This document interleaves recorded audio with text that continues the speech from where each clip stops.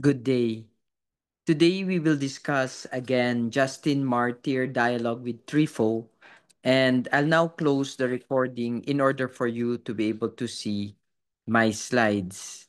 I'm using my iPad, so I'm not really sure if you're seeing my slides, but I'm hoping that you are seeing my slides, or else this will just become a voiceover of sorts.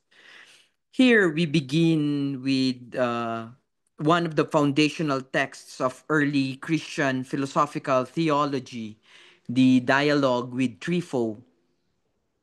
On this opening slide, we see the framing of the entire work. This isn't merely a religious quarrel, but a carefully constructed encounter, philosophical encounter. Justine is shown as a thinker who marries faith and reason, using logic and systematic inquiry to address profound questions. This isn't just history, it's the beginning of what we call Christian philosophy.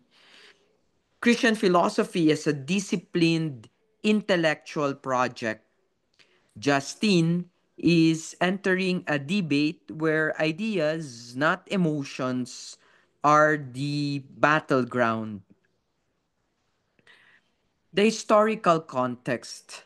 This puts us in the turbulence of the second century, Ephesus, perhaps Caesarea, just after the Bar Kokhba revolt. Two communities, Judaism and Christianity, are recovering from trauma and redefining themselves. Justine encounters Trifo in the midst of this unrest, and from their meeting emerges a dialogue that navigates identity, scripture, and truth. The world around them was breaking and rebuilding. That's the setting. No wonder their conversation is filled with urgency.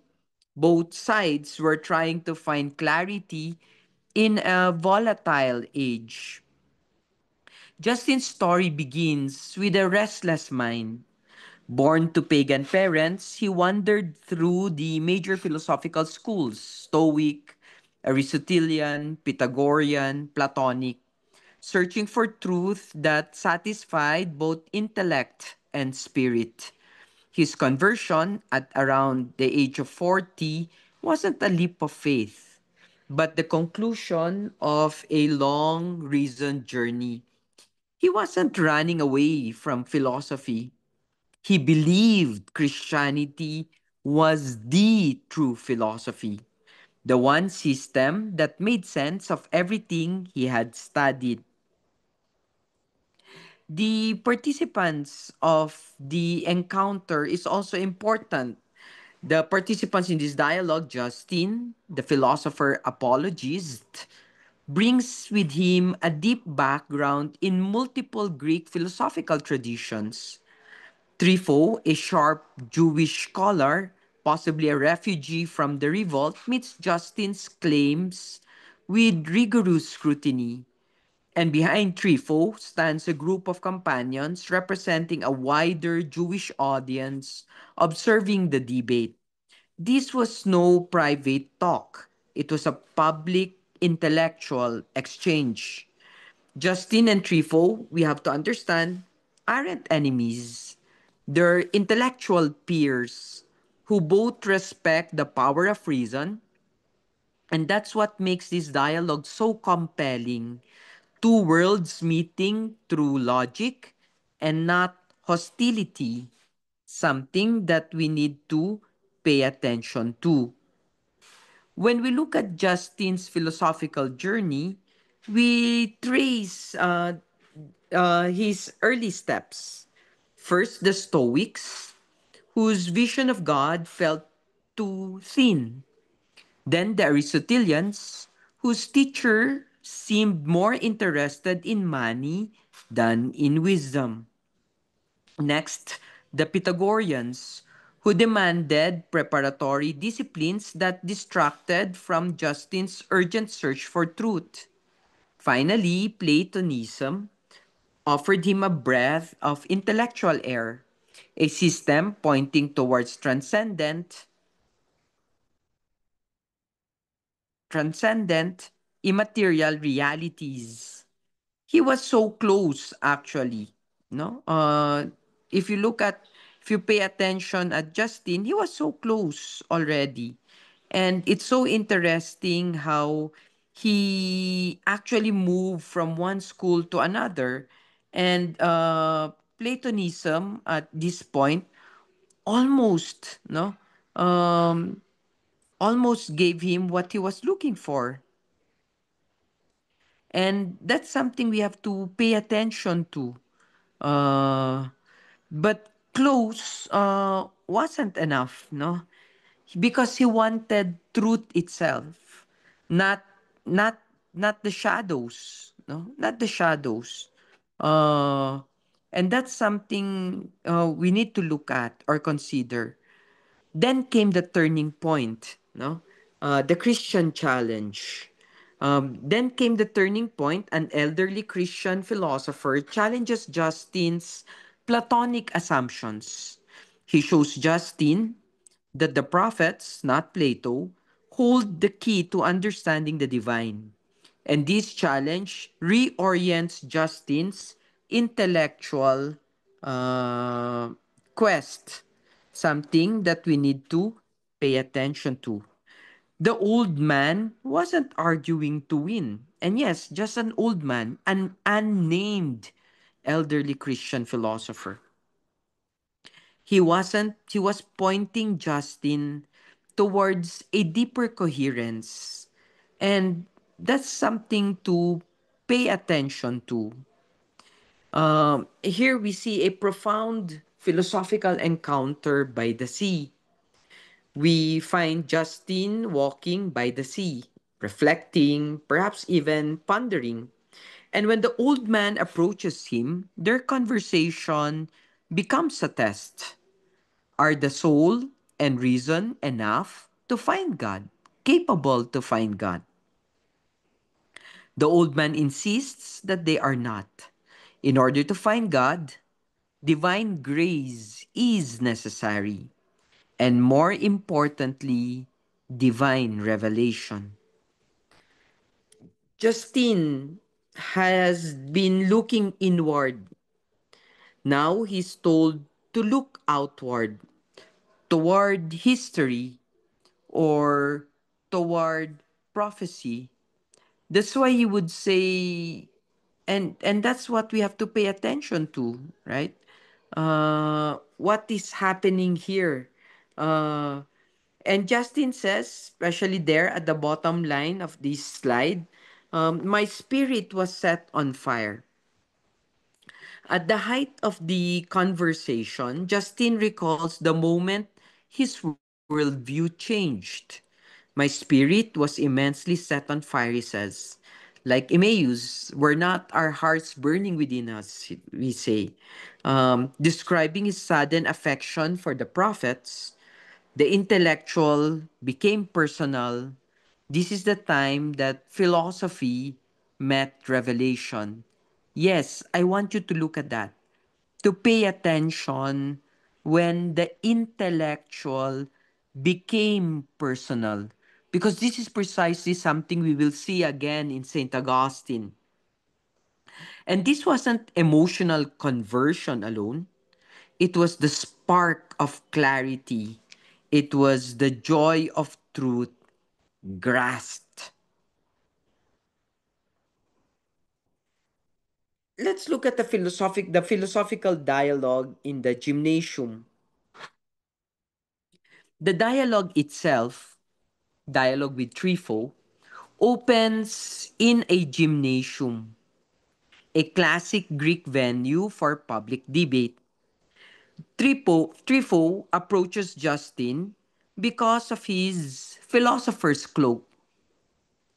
He was wearing the tribon,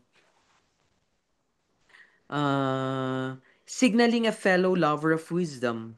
Here, the two begin a 2-day intellectual marathon centered on scripture, on logic, and the nature of the divine truth. So even the setting tells us something. This is philosophy, not polemic, no? And something to pay attention to. The tribon is a plain worn garment. This marks Justin as a philosopher. It isn't fashionable, but it signals commitment, a life devoted to truth seeking. Trifo interprets it correctly. Justin is someone worth engaging. The cloak was a badge of the mind, an invitation. The cloak was an invitation.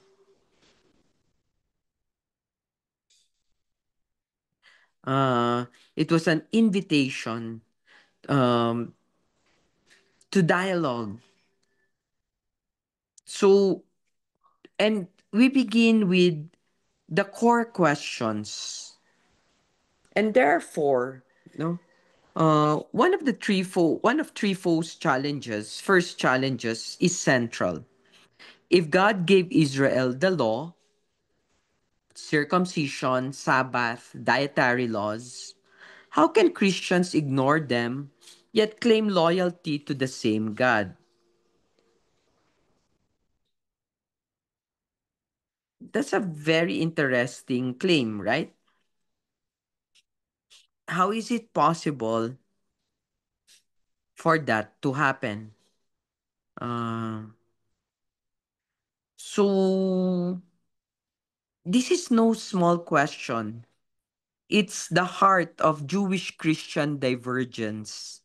Divergence, huh? Not convergence. Next is the Messiah's identity. Trifo then presses, how can a crucified man be the Messiah?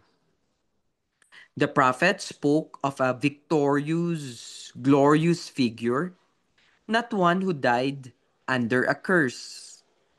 This is precisely the scandal of Christianity, the point where reason must stretch toward mystery or the nature of God. Another challenge surfaces. Christians worship Jesus as divine, yet claim belief in one God. To Trifo, this looks like a contradiction, an impossibility within Jewish monotheism. And this pushes the dialogue into metaphysics, the relationship between Father and Son. In fact, the first 1,000 years of Christianity is really just focused also on clarifying the nature of Christ. Um, and then the third, the covenant people. Trifo's final major question concerns identity. If God made an eternal covenant with Abraham's descendants, how can Gentile Christians claim to be the true Israel? Identity, covenant, election. This is where theology becomes existential. What is at the core of all of these? Justin offers a philosophical reading of Hebrew scripture. He argues that the entire narrative, from Abraham to the prophets, consistently points toward Christ. Typology becomes his method. Events, people, and rituals are foreshadowings fulfilled in Christ. Here, Justin isn't just abandoning philosophy, he's expanding it to include the logic of history. Now, let's look at typology as a philosophical method. Sorry. Justin introduces typology, one of his most powerful interpretive tools. He argues that the figures, events, and rituals of the Hebrew scriptures are not isolated moments. They are symbolic patterns that point forward to a greater fulfillment. This method allows him to link the ancient past with the Christian present. To Justin, obviously, history itself has structure. It is not chaos, but divine architecture. Next, let's look at certain theophanies, God appearing in visible form.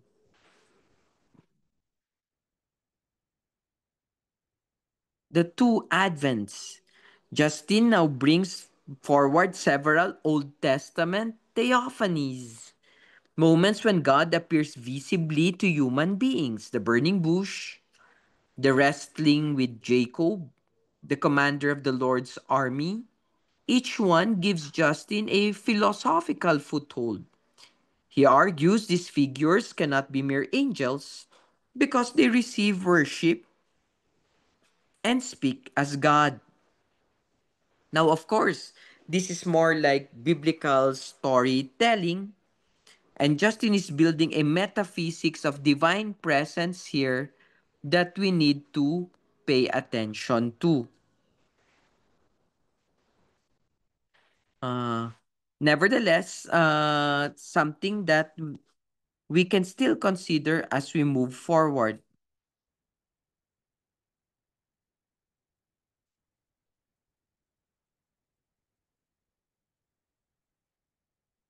So even if the different core arguments include that investigation of certain theophanies, the Christ coming and the second coming of Christ, the hermeneutical approach to the law, which is actually a hermeneutical analysis, and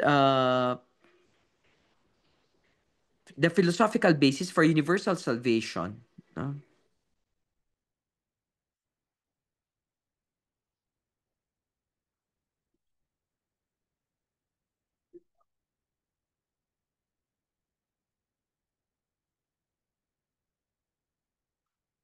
So,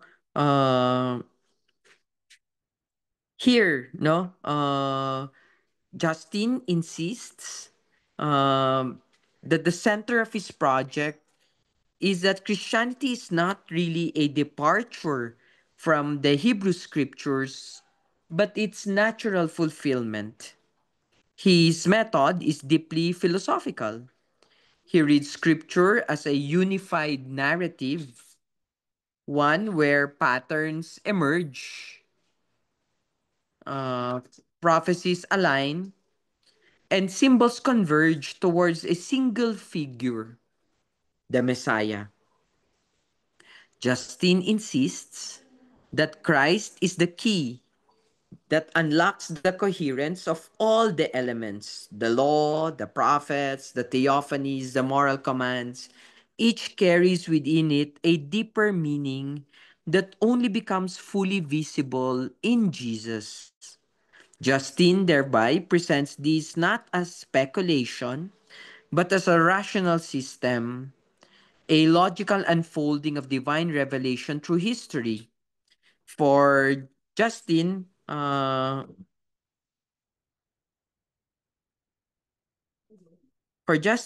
Christ isn't simply an added chapter. He's the interpretive principle of the entire story. All the scattered pieces suddenly fit. And this isn't theology built on emotion, but a philosophical claim about coherence, logic, and unity.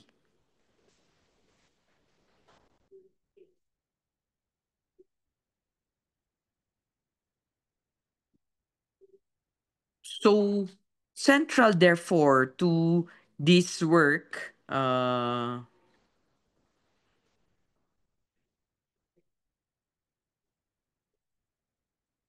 is where we arrived at the question of the law. So, one of the most difficult and emotionally charged issues in Justin's dialogue with Trifo is the problem of the law.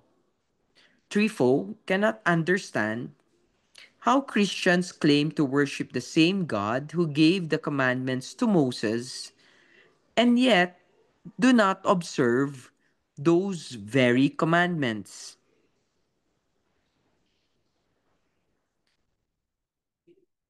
Circumcision, Sabbath observance, dietary restrictions for Trifo, these are not optional cultural markers. They are divine requirements given eternally to Israel. Justin approaches this issue carefully. He argues that the law was given for a particular purpose and a particular time. Some of its commandments, um,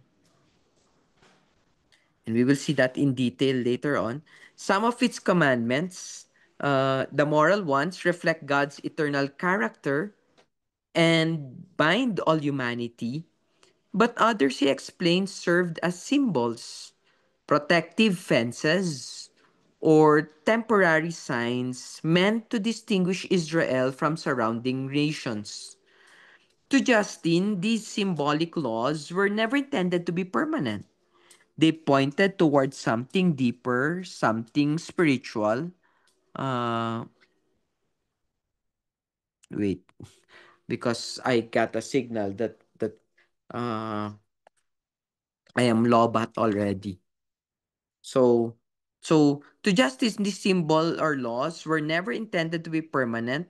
They pointed towards something deeper, something spiritual, a reality Christ fulfills and completes. The law then is not abolished but transformed in meaning. Its shadow gives way to its substance, its symbol to its fulfillment. For Justin, the true question is not whether Christians honor the law, but how they honor it in spirit rather than in ritual, in righteousness rather than in ceremonies. And for threefold, this is the point that requires the most careful reasoning. This is the tension at the heart of Christianity. Continuity with Israel's story, yet a radically new understanding of the law. Justin knows he must tread lightly here. The law is sacred, but so is the claim that Christ completes it.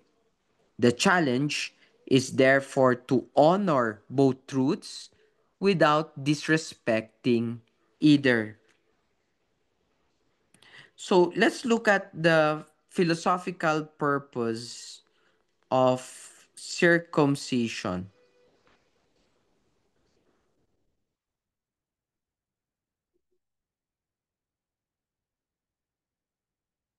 Justin turns to the question of circumcision, a command that for Trypho and his companions is central to covenant identity. But Justine approaches not merely as a ritual act, but as a philosophical problem. Why would God command such a practice? What was its purpose? And why does Justin believe it was never intended as an eternal requirement for all people?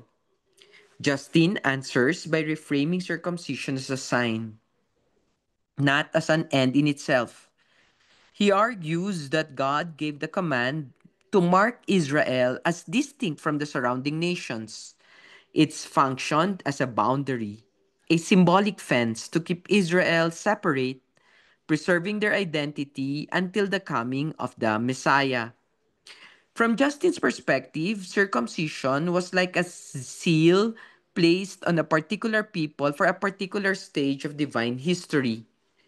But once Christ arrives at the covenant and the covenant opens to all nations, the mark is no longer needed. Its purpose, distinction, and preparation has been fulfilled.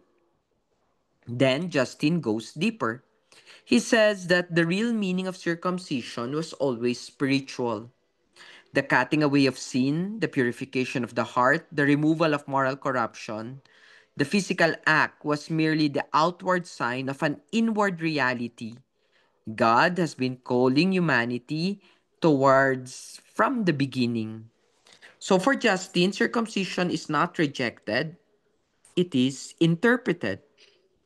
It becomes a symbol of the transformation accomplished in Christ, a transformation available to Jew, and Christian alike. Here, Justin is walking a delicate philosophical line. He must uh, he must respect uh, the law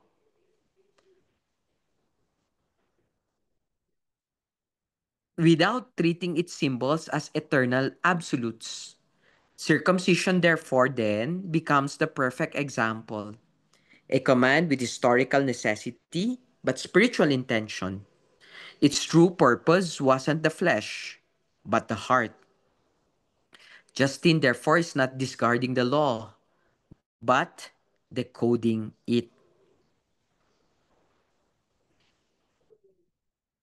Another fundamental question or persistent objection is the Sabbath.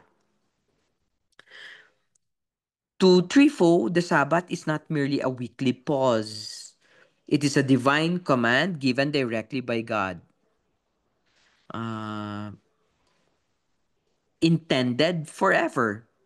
So he cannot understand how Christians claim faithfulness to the God of Israel while apparently ignoring one of his clearest instructions. Justin responds with remarkable philosophical subtlety. He argues that the Sabbath, like circumcision, was never meant to be a universal command. Instead, it functioned as a sign, a visible marker distinguishing Israel from the nations. Its weekly rhythm served as a constant reminder that Israel belonged to God, lived under his covenant, and stood apart from idolatrous culture surrounding them. But the deeper purpose of the Sabbath, Justin says, is not about resting from physical labor. It is about resting from sin. The true Sabbath is the life of righteousness, where a person ceases from the evil works and follows the ways of God. In this sense, Christians keep the Sabbath every day. They live in continuous spiritual rest, not merely a 24-hour ritual cessation. Justin doesn't dismiss the Sabbath. Here he expands it. He takes what was once a weekly symbol and reshapes it into a moral and spiritual reality. The literal Sabbath prepared Israel for the coming of the Messiah, who now offers the real rest, the rest of salvation, of renewed life, of inner transformation. So for Justin, the question is not whether Christians keep the Sabbath. They do, but in the way the law always intended, not as a ritual boundary, but as a spiritual condition. Justin is touching something uh, very sacred here. The Sabbath is woven deeply into the Jewish identity, and Trifo feels its weight. Justin must show that Christian practice doesn't reject the Sabbath. It reveals its intended meaning. The ritual was temporary, the rest is symbolized is eternal. In Justin's eyes, the Messiah brings a Sabbath that no sunset can end.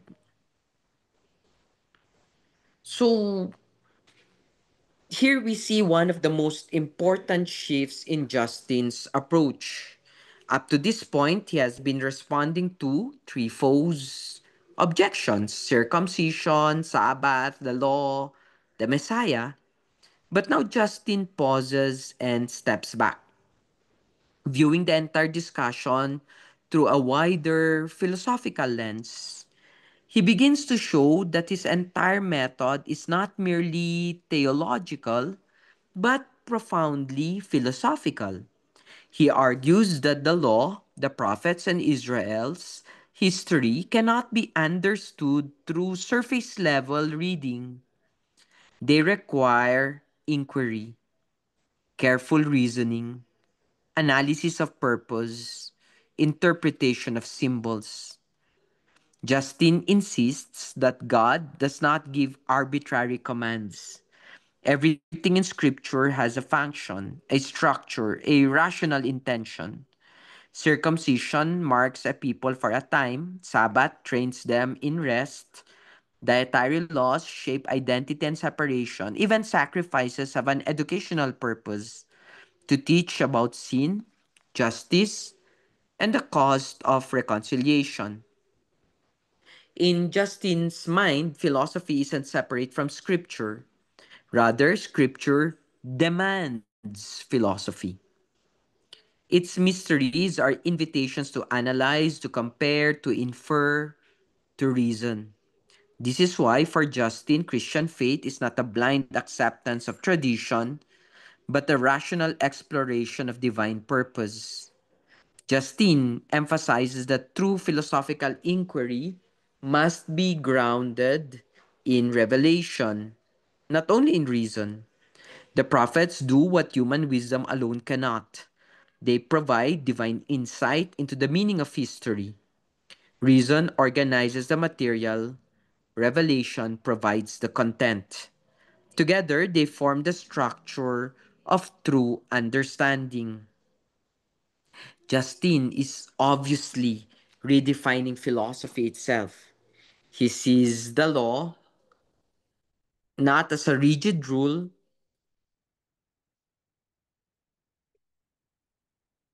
but as something more, as a series of philosophical clues. Every command has a deeper rationale, every symbol a purpose, and for him, wisdom is not found in abandoning scripture but in penetrating its layers. This is where Greek philosophy and Hebrew revelation meet. In inquiry, in reflection, in the search for meaning that lies beneath the surface. Christ as Messiah. Let me pause the recording a bit.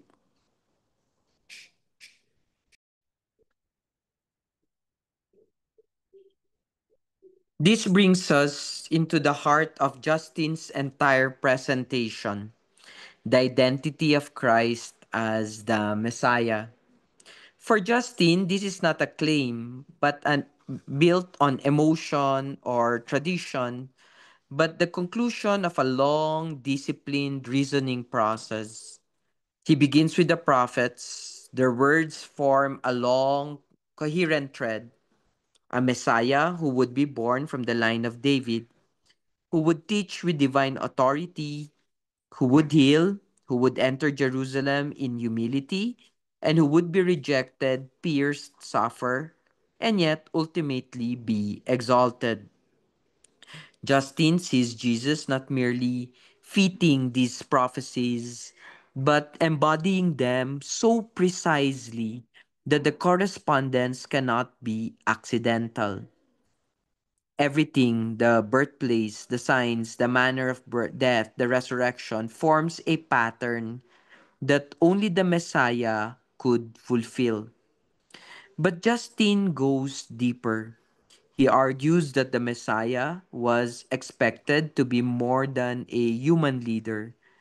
The prophets describe him as a figure who shares in God's authority, who sits at God's right hand, who is called Lord even by David himself. In Justin's eyes, this makes sense only if the Messiah is both human and divine. Um, Christ then is not a break from the law or the prophetic tradition. He is its culmination. He is the completion of the symbols, the fulfillment of the types, the realization of everything the scriptures anticipated. For Justin to call Jesus the Messiah is not merely a theological statement, It is the rational conclusion reached when you follow the evidence prophecy by prophecy, sign by sign.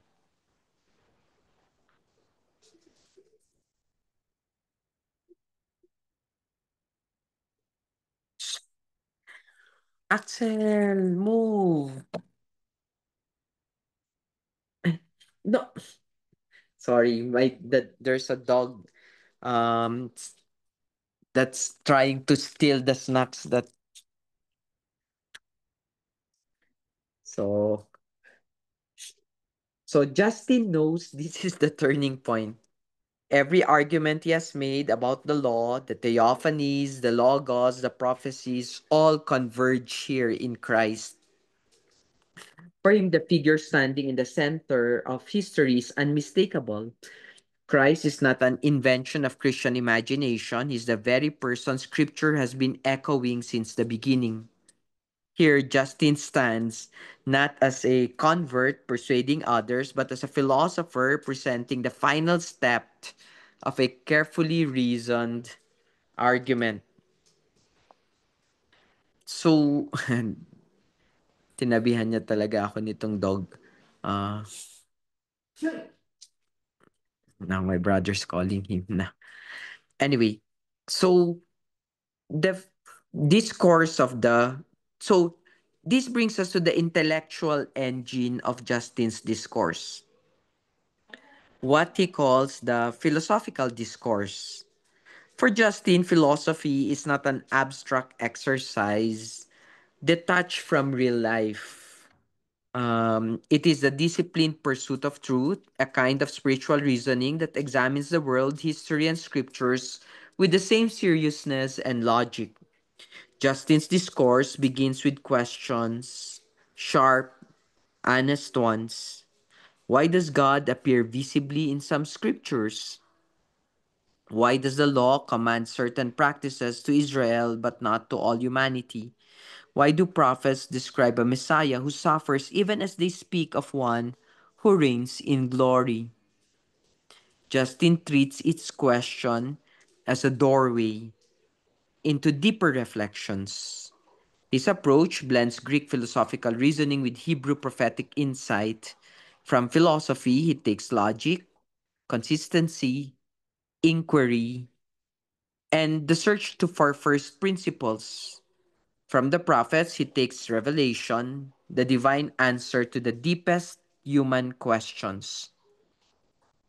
The result is a form of discourse that feels both analytical and inspired. Justin doesn't separate faith and reason, he weaves them together.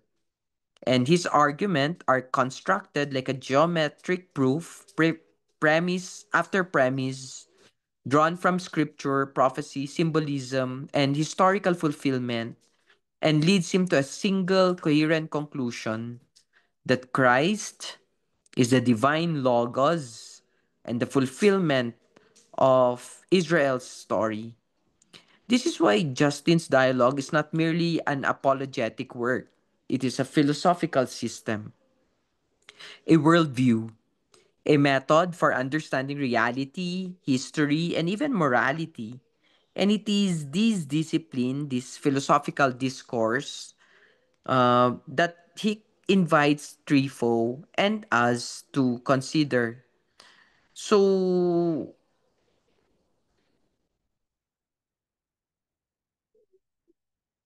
Justin is not just trying to overwhelm Trifo with quotations. He is demonstrating a way of thinking, a method that treats revelation as rational and reason as spiritually open. This is philosophy in its fullest sense. The search for meaning, guided by both the mind and the divine. Justin knows that truth must be consistent, beautiful, logical. And so he builds his case the way philosophers would, carefully, step by step, until the conclusion becomes irresistible. And this brings us specifically to the heart of the controversy. that Trypho cannot accept the crucifixion. For him and for many of his time, the cross is not just a tragedy, it is a scandal, a stumbling block, the very thing that seems to disqualify Jesus from being the Messiah. How, Trypho asks, could the chosen one of God suffer such humiliation? How could the Messiah die the death of criminals, mocked, pierced, executed by Gentiles? Isn't the Messiah supposed to reign and conquer and restore Israel? And here, Justin doesn't avoid this objection. Instead, he presses into it. He argues that the suffering of the Messiah is not accident, but a necessity. Uh, Foretold in scriptures, even. Isaiah spoke of a servant who would be wounded for our transgressions. The Psalms describe the righteous one surrounded, mocked, pierced. Moses lifted the bronze serpent in the wilderness. It's a sign, Justin says, of the crucified Christ. And that's something we need to pay attention to. Uh,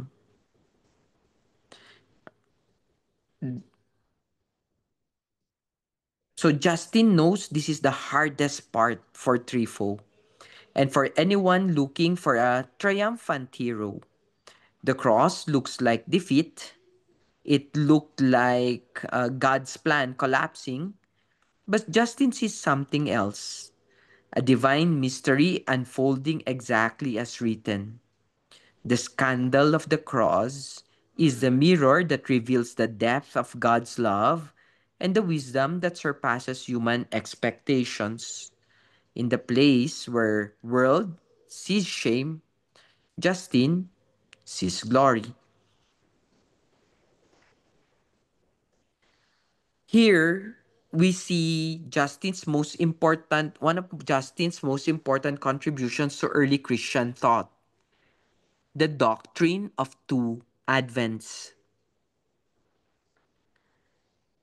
Defoe objects that the Messiah was supposed to be a glorious king, conquering, reigning, restoring, and Justin agrees that scripture promises this. But scripture also speaks of a suffering servant, rejected, wounded, led like a lamb to slaughter. How can both be true? How can the Messiah be triumphant and afflicted, honored and humiliated, David's Lord and a man of sorrows? Justin Justin's answer is philosophical, scriptural, and profoundly logical. These prophecies refer to two different moments in history. The first advent is the coming in humility, where the Messiah suffers, brings atonement, teaches righteousness, and opens salvation to all nations. And this is the age of revelation and invitation, where the Messiah's power is hidden beneath humanity. The second advent is the coming in glory, the moment when he returns visibly, unmistakably to judge, to renew creation, and to reign as king. This is the fulfillment of the promises of triumph, justice, and restoration. By separating the two sets of prophecies into two comings, Justin preserves the integrity of the scripture and resolves the tension that Trypho feels. The Messiah's suffering doesn't contradict his kingship, it precedes it. The cross is not the end of the story, but its beginning. Justin's argument knows his argument is bold. It's bold. Uh,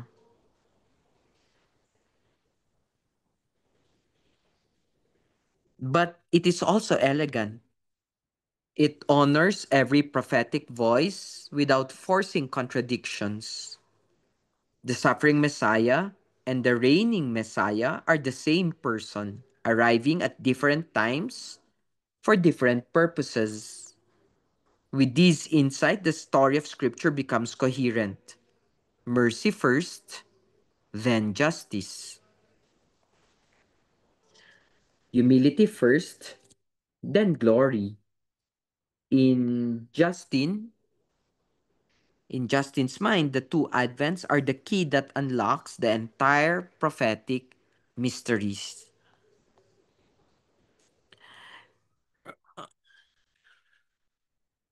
Here we see Justin's most decisive prophetic evidence for Jesus as the Messiah. Isaiah 53, the portrait of the suffering servant.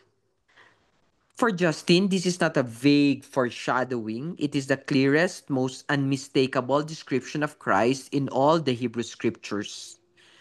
He begins by drawing Trypho's attention to the details. The servant is despised and rejected.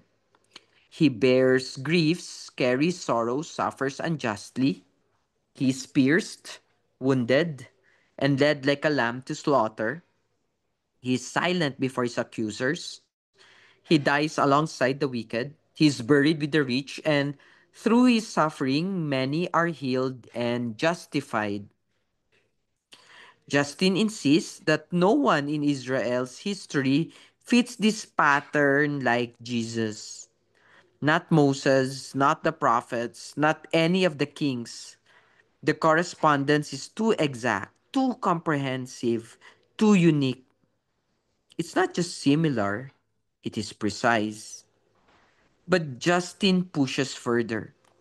He argues that Isaiah 53 explains the very thing that Trypho finds offensive, the scandal of the cross. The suffering of the Messiah is not a failure. It is part of the divine plan foretold centuries earlier, and what appears to be defeat is actually the act of atonement that the prophets had been pointing towards. For Justin, Isaiah 53 is a philosophical proof as much as a prophetic one, a divine script laid out beforehand, fulfilled in detail, and observable to reason. It allows him to argue that Christ's crucifixion is not the downfall of messianic hope, but its fulfillment.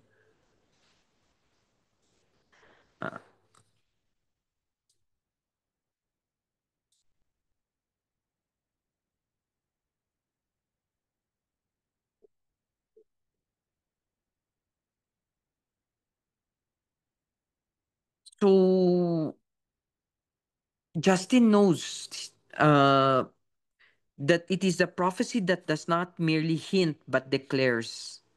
The imagery of Isaiah 53 is too vivid, the descriptions too exact. And here the scriptures speak with one voice, unveiling a Messiah who does not conquer by power, but by suffering. And Justin understands if three folk can accept Isaiah 53 as messianic, the rest of the argument falls into place because in the wounds of the servant, the identity of Christ becomes undeniable. But there's also one very important heated point in Justin's conversation with Trifo, the question of the virgin birth. For Justin, Isaiah 55, for Isaiah's prophecy, behold, the virgin shall conceive and bear a son, is a decisive sign pointing towards the Messiah. But Trifo challenges his translation, insisting the Hebrew text refers to a young woman and not necessarily a virgin. Ito yan eh. There. Justin's response is philosophical rather than merely linguistic. He argues that the force of the prophecy lies not in the commonplace, but in the miraculous.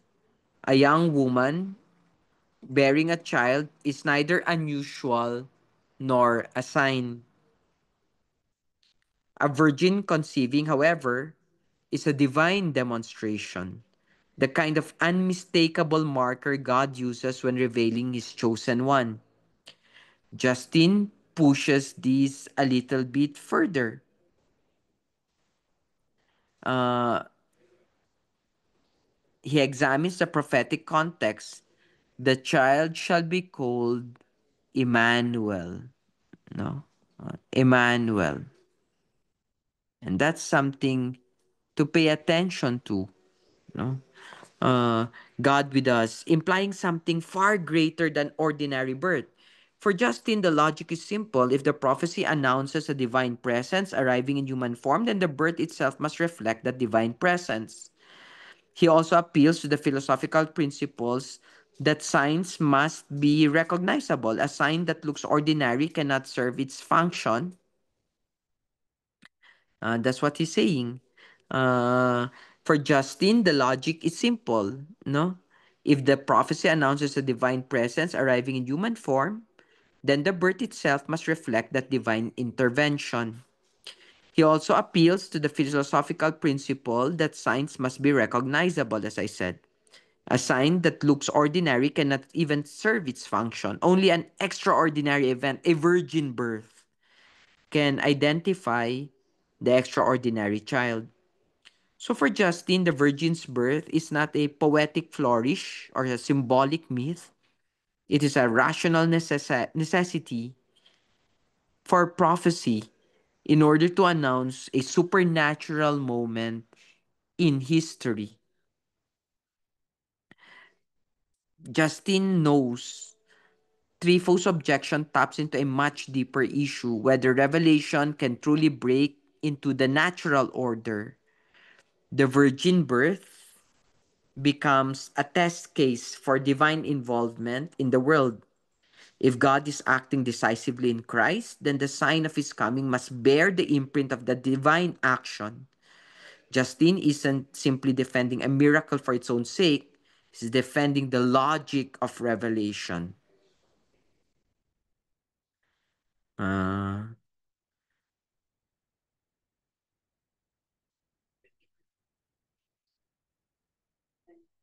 a divine mission that needs a divine beginning. So we move now to the one of the most striking prophetic texts Justin uses in his dialogue, Psalm 22. Unlike Psalm 53, uh, which reads like a solemn portrait of suffering, 22 is a cry, raw, emotional, poetic, a voice calling out from the depths of agony. And yet, Justin insists it contains some of the clearest messianic clues in all of scriptures. He begins with the opening line, my God, why have you forsaken me?" And for Justin, I'm still on very far, in fact, if you figured it out, it's like 20 of 60. Um, for Justin, this is not merely a lament, it is a prophetic echo, one that Christ himself invokes on the cross. Then Justin walks through the psalm point by point. The mockery, they laughed me to scorn, they shake their heads, let God deliver him if he desires him. The physical suffering, all my bones out of joint. My heart melts like wax. The thirst, my tongue sticks to my jaws. The piercing, they pierced my hand and feet. The humiliation, they divide my garments among them. They cast lots for my clothing. Justin argues that these details align with the crucifixion of Jesus with such precision that coincidence becomes unreasonable. No other figure in Israel's history experiences this unique constellation of suffering, mocked by enemies, pierced, stripped, surrounded, and yet speaking words of trust in God. And yet, Psalm 22 does not end in despair. The suffering one is ultimately vindicated. His deliverance leads to the worship of all nations. All the ends of the earth will remember and turn to the Lord. And for Justin, this final note of the worldwide worship is the unmistakable sign that the psalm is pointing not only to suffering but to the Messiah's universal mission. The path goes through agony, but it ends in global redemption. A suffering king whose victory transforms the world. Psalm 22 is more than prophecy for Justin.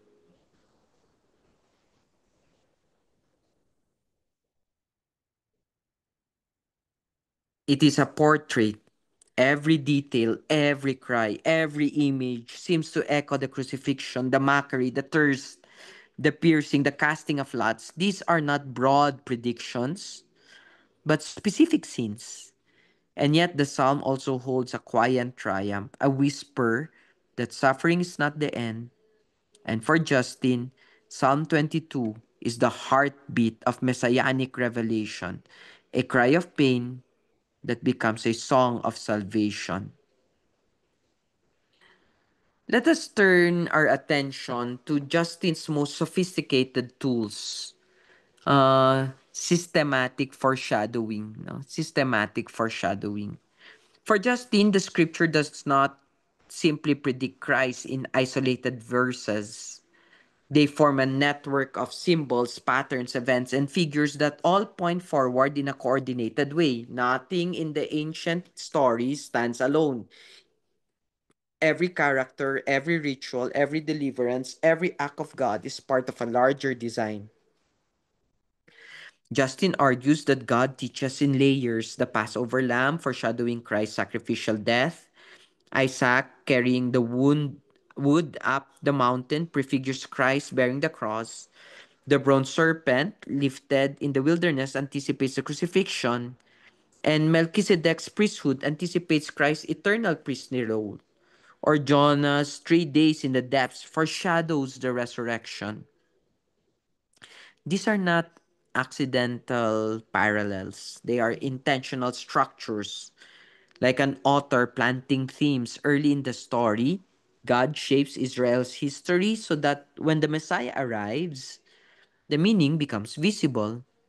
The entire narrative becomes illuminated from within. Justin insists that typology is not a creative reading, it is the way scripture itself works. The Old Covenant is filled with shadows, symbols, and prefigurations that gain clarity only through Christ.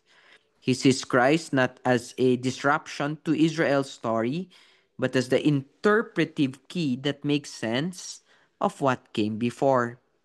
Systematic foreshadowing becomes Justin's proof that divine revelation is intentional and unified, not fragments, but a coherent design stretching across centuries. To Justin, history is a book written with hints and echoes. Um,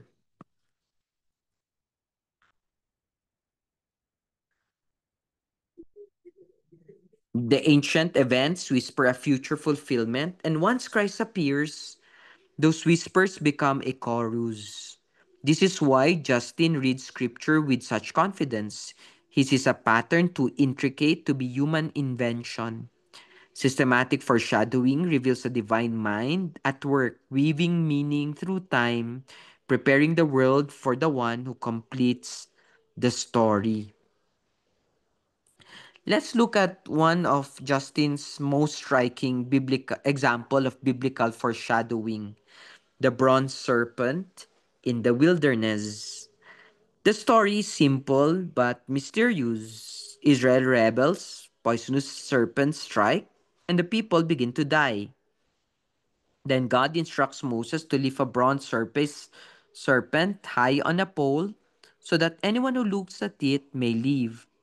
To many, this episode seems strange, almost symbolic without context, but Justin sees it as a deliberate prophetic image of Christ's crucifixion.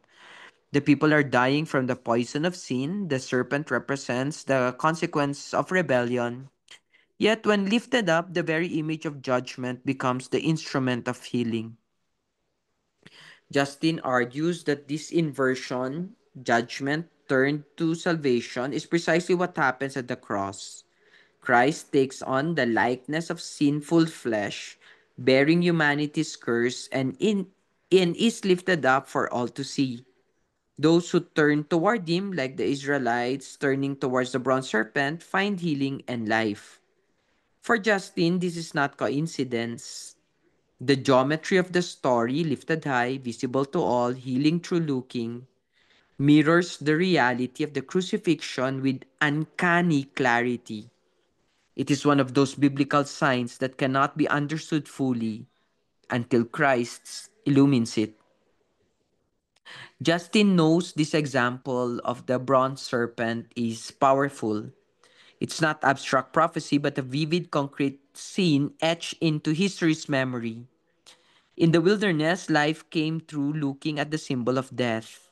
On the cross, life comes through turning to the one who takes death into himself. The serpent lifted in the desert becomes a shadow of a far greater lifting. The moment when salvation hangs upon a wooden cross, visible for all to look. Let's look at Jacob's blessing. No? Uh, this is again one of the most mysterious encounters in the book of Genesis, and for Justin, one of the clearest signs of Christ's pre-incarnate activity. Jacob is alone, wrestling through the night with a figure he first takes to be a man. But by the time dawn breaks, he realizes this is no ordinary opponent. The being blesses him, renames him Israel, and Jacob declares, I have seen God face to face. Justin takes this declaration seriously. He argues that Jacob's blessing cannot be the work of a created angel. No angel has the authority to give a divine name, to bestow a covenant identity, or to receive homage as God. Yet this mysterious figure does all three.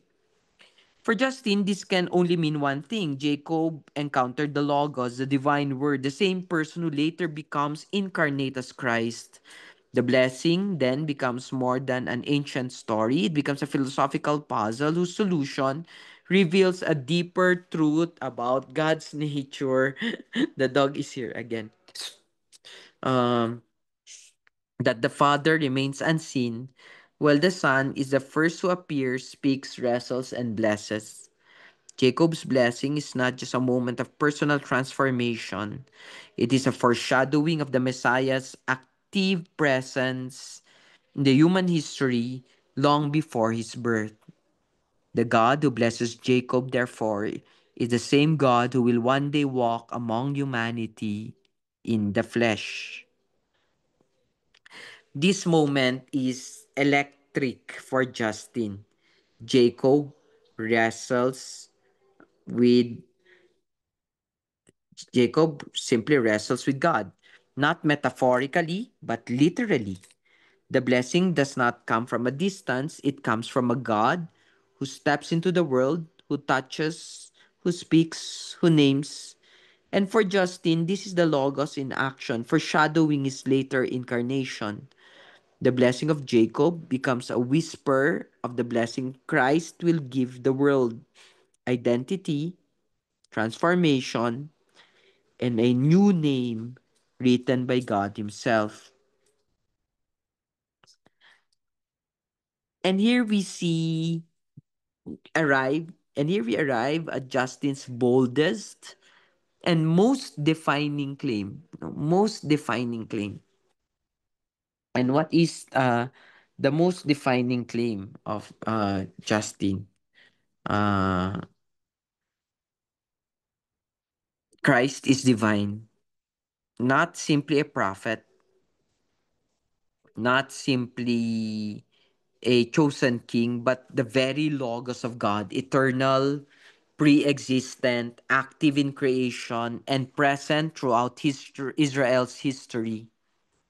Justin argues that the God who speaks to Moses, who wrestles with Jacob, who appears to Abraham, and who leads Israel is not the unseen Father who remains transcendent and invisible. Instead, these visible manifestations are the work of the Logos, the divine word, through whom God reveals himself. This is why Christ can speak with authority, perform miracles, forgive sins, interpret the law, fulfill the prophets, and conquer death. His works are not those of a great human teacher, they are the marks of deity present in human flesh.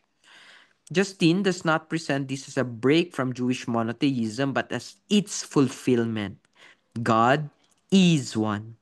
And within that unity exists a divine word who is distinct in person, but one in essence with the Father. The Logos is the bridge between the invisible God and the visible world, the mediator who makes the unknowable knowable. Christ then is not an addition in the history of our story of Israel. He is the divine protagonist who has been there from the beginning. This is the peak of Justin's argument. Peak. Huh? Everything, the theophanies, the prophecies, the law, the symbols, points toward the Messiah who is more than human. Justin sees Christ as the very heartbeat of divine revelation, the eternal word stepping into time. And for him, calling Christ divine is not an exaggeration, but the only possible conclusion once scripture is read with philosophical clarity. He isn't diminishing God's oneness, he is unveiling its depth. And here we see a philosophical dilemma: monotheism and divine plurality.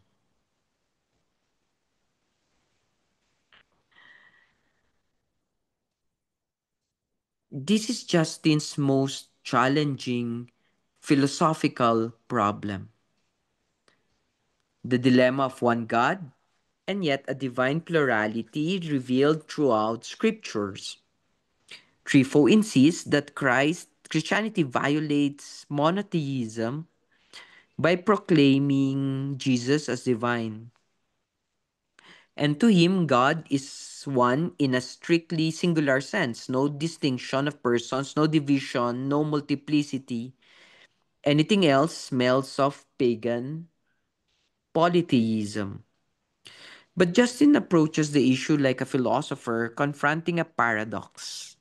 He points to the many passages where God appears in visible form, speaks as God, receives worship, yet is not the invisible God.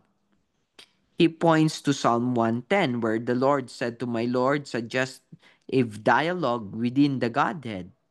He points to the angel of the Lord who speaks as God and forgives sins. He points to the Logos as the agent of creation and revelation. These are not anomalies, they are patterns. Scripture forces the reader to acknowledge a plurality of divine action while still affirming a single divine source. Justin's solution is daring. God is one in essence, but not unipersonal. The Father remains invisible, transcendent, and the source of all. The Logos is His Word, His reason, eternally with Him, acting as His agent in creation and revelation. This is not polytheism. It is a deeper monotheism, one that accommodates both unity and relational distinction. The divine nature remains one, but God's self expression is manifold. Justin frames it as a philosophical dilemma solved only by accepting what Scripture reveals, that the oneness of God is richer than human categories. Justin knows that this is the razor's edge. He must show that Christianity does not break monotheism but completes it. The Father and the Logos are not two gods, but two modes of divine existence, distinct yet inseparably united.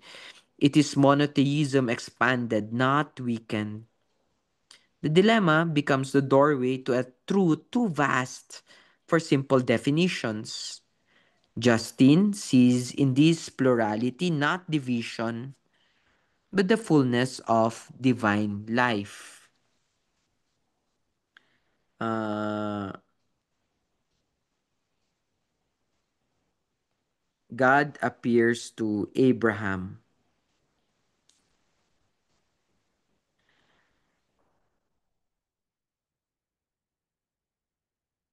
This slide draws us into one of the most important episodes Justin uses to argue for the divinity of Christ. God's appearance to Abraham in Genesis 18. Abraham is sitting by the oaks of Mamre when three figures approach him. The text identifies the encounter with a stark simplicity. The Lord appeared to Abraham. Yet, what Abraham sees are three men. Justin seizes this narrative because it raises profound philosophical questions. If God is invisible and transcendent, as both Jews and Christians agree, then who exactly is appearing to Abraham in visible, embodied form? Who speaks with him, eats with him, promises Isaac's birth, and judges Sodom? Trifo might consider these visitors angels, but Justin points out that one of them speaks directly as God, receives Abraham's worship, and identifies himself as the Lord. No angel ever accepts such honor nor claims divine authority. Justin concludes that the one who speaks as God must be the divine Logos, the same figure who appears throughout Scripture in human form, the same presence who later becomes incarnate as Christ. Thus, Abraham's encounter is not a distant, isolated story. It's the revelation of the second divine person acting in history long before Bethlehem. For Justin, the argument is straightforward. If Abraham saw God, and if the Father remains unseen, then the one he encountered is the Son, the visible image of the invisible God. Uh, Justin reads this visit as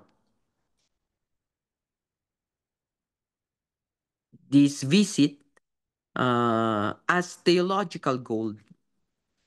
The appearance is personal, embodied, relational, not the distant voice of an unreachable deity. The figure who eats with Abraham is the same divine word who becomes flesh. And this is the continuity Justin wants Trifo to see.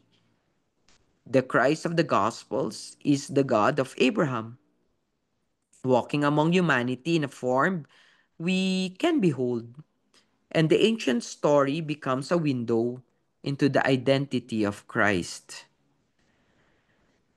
Here we see Justin's most important theological pillar, the identity of the angel of the Lord. Throughout the Hebrew scriptures, a mysterious figure appears, sometimes as an angel, sometimes speaking as God, sometimes receiving worship, sometimes bearing divine authority. The text alternates seamlessly between calling him the angel of the Lord and simply the Lord.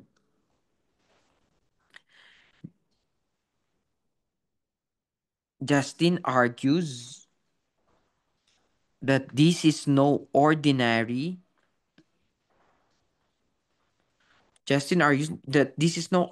angel. When this figure appears, as we have seen, uh, he does what no created being is permitted to do. He speaks in the first person of God. Uh, he forgives sins. He commands the holy ground. He receives sacrifice or worship. He identifies himself as the God of Abraham, Isaac, and Jacob. Justin points out that angels never accept such honor. They always deflect glory back to God. Yet, this angel accepts it. This presents a philosophical dilemma. How can a being be called angel, meaning messenger, and yet be God? Justin's solution is elegant. The angel is not a created spirit, but the divine word, the Logos. He is God's messenger, not by nature, but by function. And he reveals the Father, speaks the Father's will, and mediates the divine presence.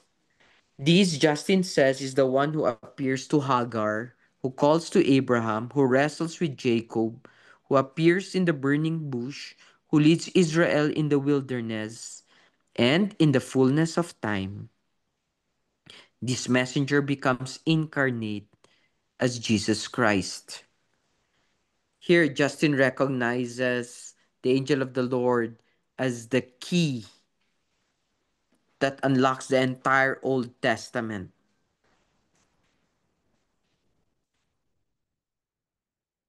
a being who is both with God and is God,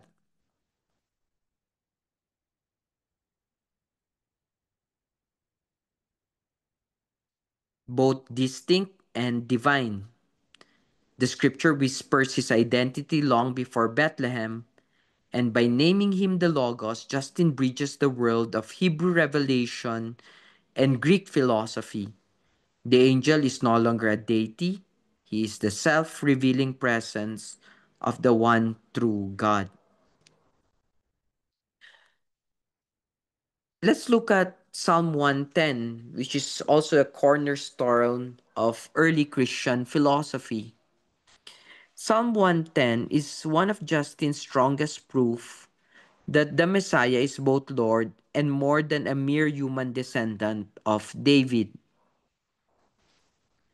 The psalm begins with a striking dialogue. The Lord said to my Lord. Justin argues that David cannot call his own son my Lord unless this figure is divine. The enthronement at God's right hand reveals shared authority and the promise of an eternal priesthood after the order of Melchizedek points beyond any earthly king. For Justin, Psalm 10 isn't simply poetry, it's theology in motion. Two divine persons speaking, one enthroned beside the other.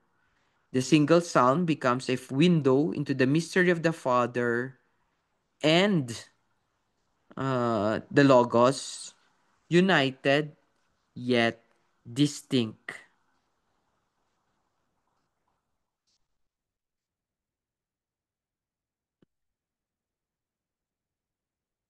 In this slide, Justin presents, therefore, the heart of his theology, and therefore, it's not really philosophical anymore. But again, there's no distinction between the two at this point. The Logos. He explains that the Logos is God's eternal word, the divine reason through whom the Father creates, speaks, reveals, and even appears.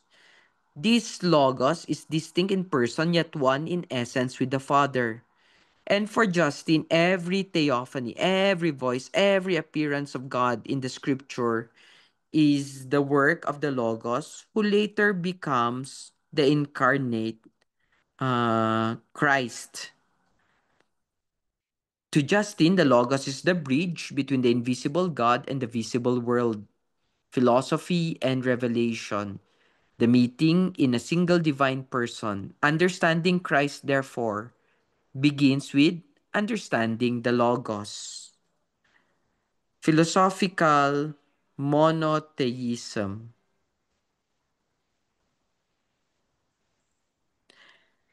This slide explores justice defense of philosophical monotheism, the belief in one God. So while still affirming the divine logos, Justin argues that God's unity is not threatened by the presence of the logos. Rather, the logos is the rational expression of that unity. He explains that the Father is the unseen transcendent source of all things, while the Logos is his self revelation. The Word through whom God speaks, creates, and interacts with the world. This does not create two gods, it shows that the one God contains within himself a dynamic rationality. And for Justin, this is true monotheism, a unity rich enough to include relationship and self expression. The Logos exists with the Father eternally, not as a separate deity, but as God's own reason shining outward so creation may know Him. Justin is convinced that monotheism must be more than numerical simplicity. A God who is truly living, relational, and self revealing must contain within himself the capacity to communicate. The Logos in this capacity, God's mind turned outward, God's presence made visible.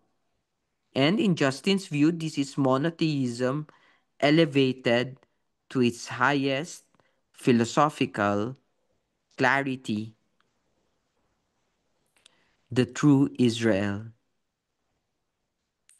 This brings us to one of Justin's most profound and provocative claims, the identity of the true Israel. For Justin, the covenant was never meant to be restricted to bloodline or ethnicity. Instead, it has always been anchored in righteousness.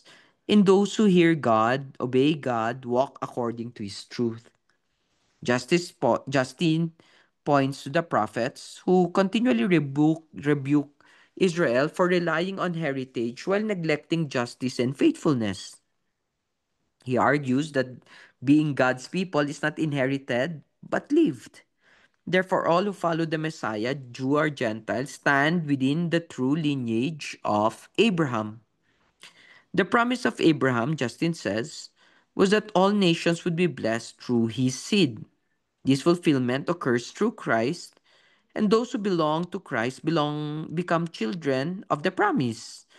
And the true Israel then is defined not by the flesh, but by the spirit, not by descent, but by devotion.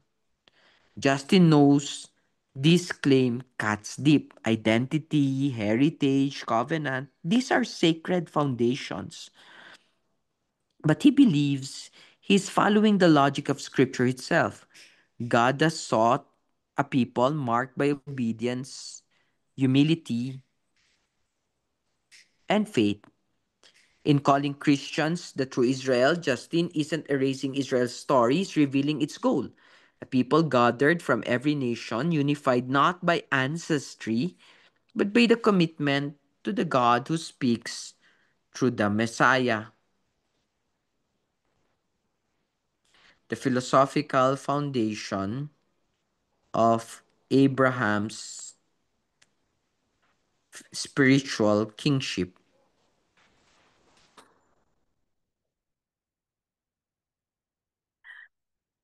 This slide explores Justin's philosophical explanation of Abraham's spiritual kingship, a concept he treats not as a poetry but as a logical structure built into scripture itself. Justin argues that Abraham's greatness does not come from his ancestry, his land, or even his law. For he lived before all of this. His greatness comes from one thing: faith guided by reason. A trust in God rooted in obedience, righteousness, and the pursuit of truth.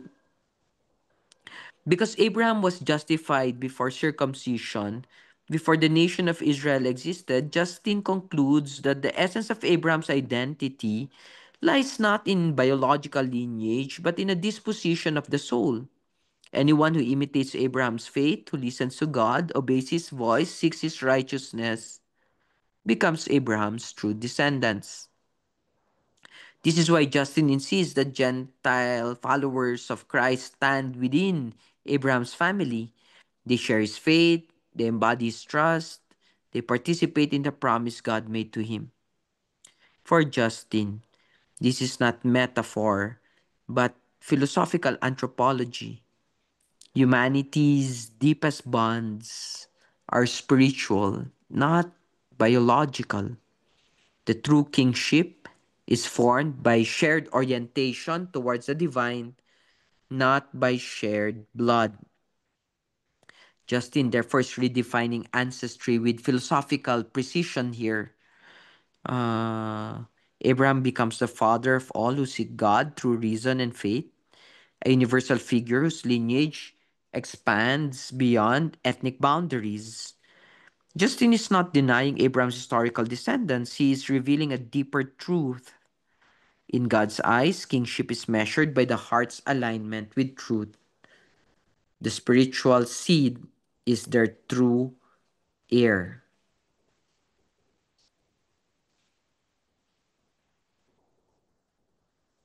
philosophical foresight,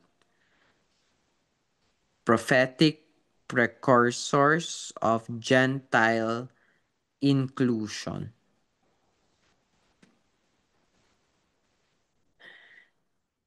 This highlights Justin's argument that the inclusion of the Gentile is not a late Christian innovation but a truth already embedded in Scripture. Justin shows that the prophets repeatedly describe a time when the nations would seek Israel's God, offer pure worship, and join the covenant people. He points to passages where God promises to reveal his salvation to all nations and where Gentiles are pictured streaming towards the light of the Lord.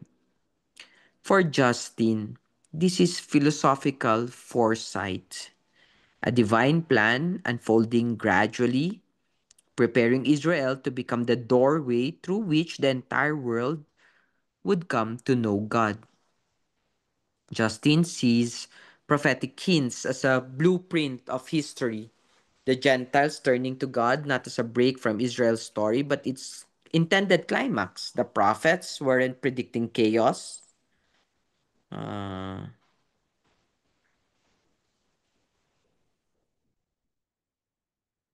they were announcing expansion. In their words, Justin discovers a careful, designed future where every nation is invited into Abraham's family. So here you see Justin's philosophical argument, Israel's rejection, and even judgment. But I'll just send the slides, so please remind me. And so we can move forward. Here we see Justin's philosophical theology, and again, another inquiry into the place of Mosaic law in Christian practice until it start talking about baptism and the Eucharist, which are more theological, if anything. Again, to Sabbath, and then the understanding of true belief. So until his other things, until he points to the second coming. Uh,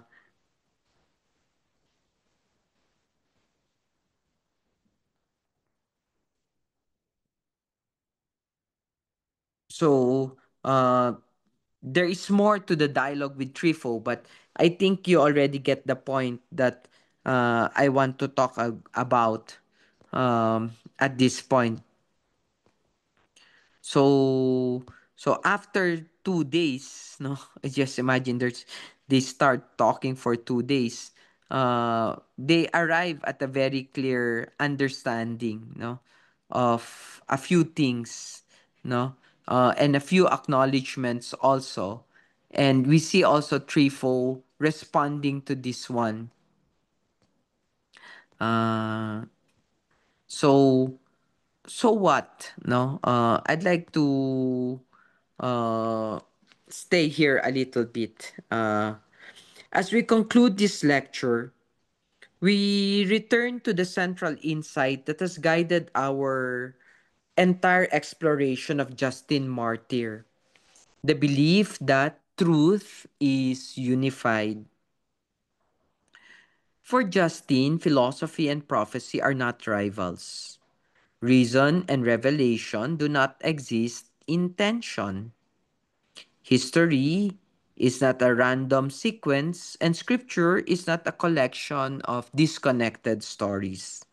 Instead, Justin presents a vision in which all these elements form a single architecture, a coherent structure built by a God who reveals himself gradually and purposefully. The pattern is in history in the pattern in Israel's history, the symbols of the laws, the figure of the patriarchs, the oracles of the prophets, they are not isolated fragments. They are threads woven into a tapestry that ultimately unveils the identity of Christ. That's the entire point of the of the dialogue. The Logos who speaks through scripture appears in theophanies, fulfills the promises, and extends the covenant to nations. Justin's achievement is not merely theological here. It is very, very philosophical. He demonstrates that the Christian claim is not an emotional plea or a cultural inheritance, but a reasoned conclusion drawn from examining the evidence, the patterns, the prophecies, the theophanies, the moral law, the unfolding of God's plan. For Justin, Christianity is the true philosophy because it completes what all other philosophies seek: a rational understanding of God, a coherent moral vision, a meaningful interpretation of history, and a universal invitation to truth. And so we end precisely where Justin begins, with an open mind. Yes, an open mind, a disciplined search, and the conviction that when reason is allowed to follow the evidence, whether through scripture, history, or human longing, it leads not away from Christ, but directly to Him. That is Justin's legacy. That in his philosophical confidence, and that in the enduring challenge he leaves to every generation, seek truth honestly, and you will discover that it has been seeking you all along.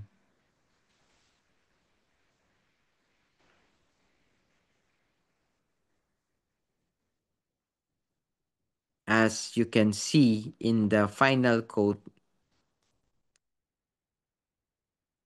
my spirit was immediately set on fire, and an affection for the prophets and for those who are friends of Christ took hold of me. And so, at the end of Justin's long journey from pagan seeker to philosopher to martyr, let me stop sharing and show myself. We stand before the same crossroads he once faced: a world of compelling voices, conflicting truths, and restless searching. A world asking the same questions Trifo asked: who is this Christ? And what does he mean for us? Justin answers not with dogma, but with a daring claim that behind the shifting shadows of history stands a single, unbroken light, a divine voice speaking through patriarchs, prophets, symbols, visions, drawing all humanity into a story older than nations, larger than empires. He tells us that God, who walked with Abraham, who wrestled with Jacob, who burned in the bush, who thundered through the prophets, is the same God who walked the dusty roads of Galilee, the same God who embraced the scandal of the cross, the same God who opens his arms to the nations. Justin saw this one with clarity of a philosopher and the devotion of a believer. The Logos has always been here, speaking, shaping, seeking. History is his language. Scripture is his canvas. Human longing is his echo. And in this Christ, the crucified, the risen, and the returning one, the entire story reaches its climax.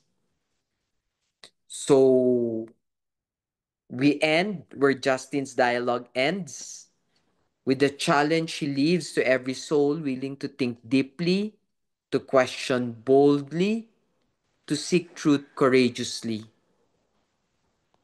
If this is the Logos, if this is the one behind all wisdom, all prophecy, all beauty, then the question is not whether we believe in him, but whether we are prepared to be transformed by him. Let that question rest in the heart. Let it linger. Because in the end, Justin reminds us of one final truth. The search for wisdom does not end with the Logos, it begins with Him. Thank you very much for listening to this recording. I just arrived in Baguio City in preparation for my keynote address tomorrow, so please bear with my recording. Thank you very much. Have a nice day, everyone.